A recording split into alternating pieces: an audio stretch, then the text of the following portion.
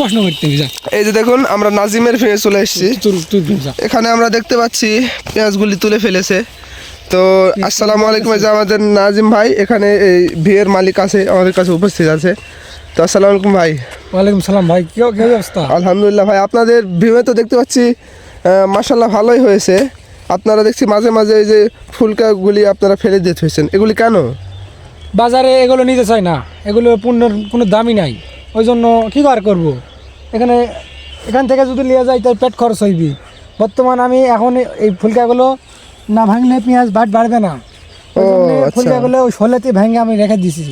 আচ্ছা, তাহলে আপনি বলতে চাচ্ছেন এই যে ফুলকাগুলি হচ্ছে, এগুলো যদি আমরা না ভাঙি তাহলে এই গাছের শক্তি এই ফুলকাগুলি খেয়ে নেয় নাকি? হ্যাঁ, এই যে ফুলকা দেখতেছেন, এই যে আমি ভাঙতেছি, হ্যাঁ, এই যে যদি না ভাঙি, এই যে পেঁয়াজের যে শিকড় বাড়বে না। এই শিকড়টা বড় পেঁয়াজ আকারে আকৃতি গঠনায় সাইজ হবে না। আচ্ছা, তো আপনি আপনার এই পেঁয়াজ দিয়ে কেমন আশাবাদী? যদি পেঁয়াজ ভালো হয় আলহামদুলিল্লাহ ইনশাল্লাহ, তখন আপনার বাজারে পেঁয়াজের কেমন দাম হতে পারে? আমি আশা করি পেঁয়াজের যদি ভালো দাম থাকে, এখান থেকে কমপক্ষে 20,000 টাকা ইনকাম করতে পারবো। আর বর্তমান যে পরিস্থিতি, পেঁয়াজের দাম তো খুব কম।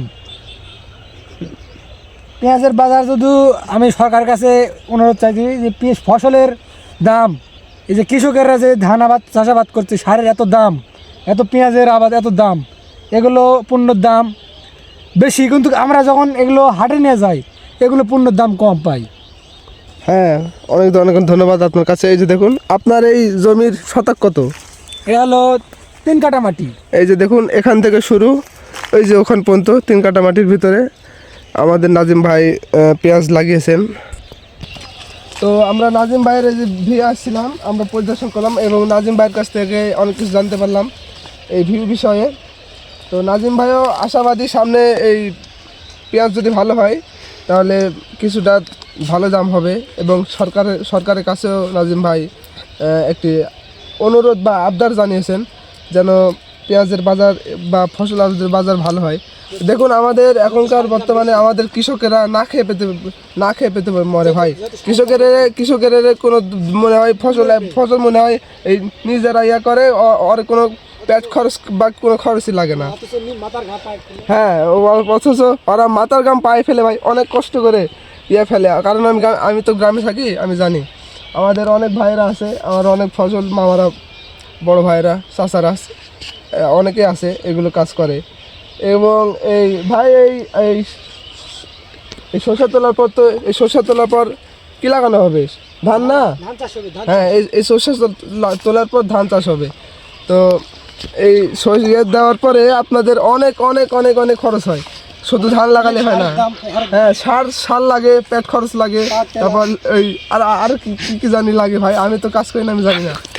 তো আমার এখন এই যে এগুলো আল করে দিচ্ছে, ওই যে ওখানে আপনার বলছেন পানির কল, ওখান থেকে পানি এগুলো দেওয়া হয়, পানিরও খরচ আছে। পানি যে এই জায়গায় দিবে, পানিরও খরচ কত?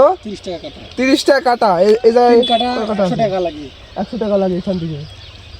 তো আপনারা দেখতে পাচ্ছেন কত খরচ হয়। আর এই আমার এদের কৃষক ভাইয়েরা এই যখন এগুলো বিক্রি করতে যায় তখন দাম পায় না ভাই। 200 টাকা কেজি এগুলো কিনে লাগিয়ে আপনারা এখন কয় টাকা পড়তে হবে আপনারা বলেন?